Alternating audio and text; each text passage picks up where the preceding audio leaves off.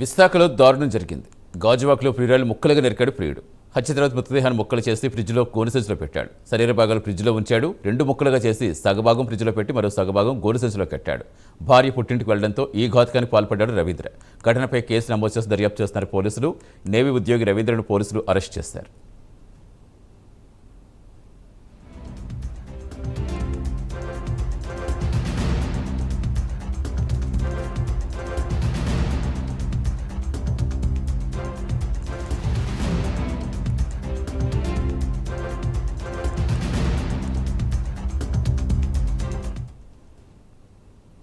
విశాఖలో దారుణం జరిగింది. ప్రియురాలు ముక్కలుగా నరికాడు ప్రియుడు. హత్య తర్వాత మృతదేహం ముక్కలు చేసి ఫ్రిడ్జ్లో గోనెసంచులో పెట్టాడు.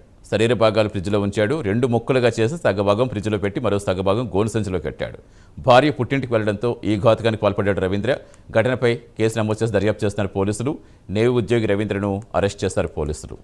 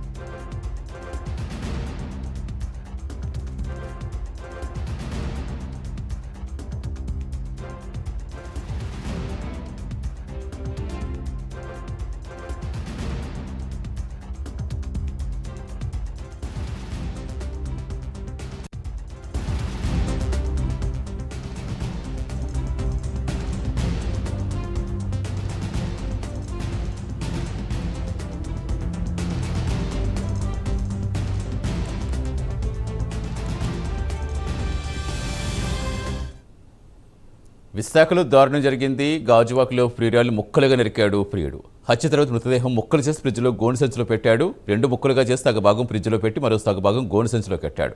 భార్య పుట్టింటికి వెళ్లడంతో ఈ ఘాతుకానికి పాల్పడ్డాడు రవీంద్ర. ఘటనపై కేసు నమోదు చేసి దర్యాప్తు చేస్తున్నారు పోలీసులు.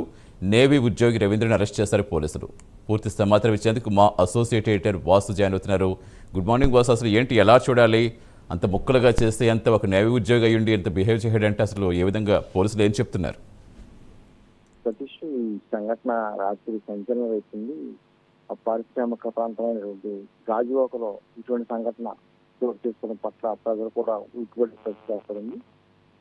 గత కొంతకాలంగా ప్రేమించినటువంటి అతను మరి ఏం జరిగిందో తెలియదు, కానీ ఇద్దరి మధ్య ప్రేమించాలని అయితే దాదాపు 2 ముక్కలుగా అది చాలా క్రూరంగా ఒక ముక్కను పూజగా దాటడం, మరో ముక్కను గోని సంచిగా చెప్పడం సంచలనం అవుతుంది.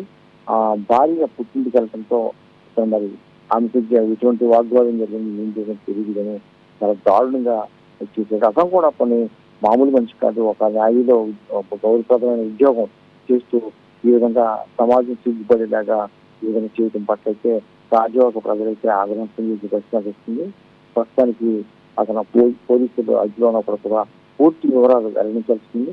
అసలు ఎంతకాలం నుంచి ప్రేమించుకుంటున్నారు, ఆ భార్యకి తెలుసా తెలియదా, ఎవరు ఆమె, ఎక్కడి నుంచి తీసుకొచ్చారు, ఎందుకు జరిగింది, ఎంత క్రూరంగా ఎందుకు చేయాల్సి వచ్చింది అనేది మొత్తం కూడా పోలీసులు విచారిస్తున్నారు.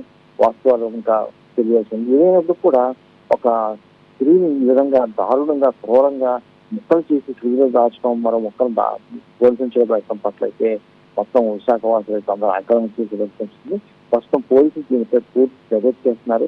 అతను అదుపులో తీసుకుని అసలు ఈ విధంగా ఎందుకు చేయాల్సి వచ్చిందని కూడా మొత్తం కూడా సేకరించే పరిస్థితి ఉంది. ఒక మహిళని ఈ విధంగా చేయడం పట్ల మహిళా సంఘాలు అయితేనే లేదా మహిళలు అయితేనే ఖచ్చితంగా శిక్షించారు అతన్ని. న్యాయం నుంచి కూడా చర్యలు తీసుకోవాలని కూడా డిమాండ్ చేసే పరిస్థితి అనిపిస్తుంది.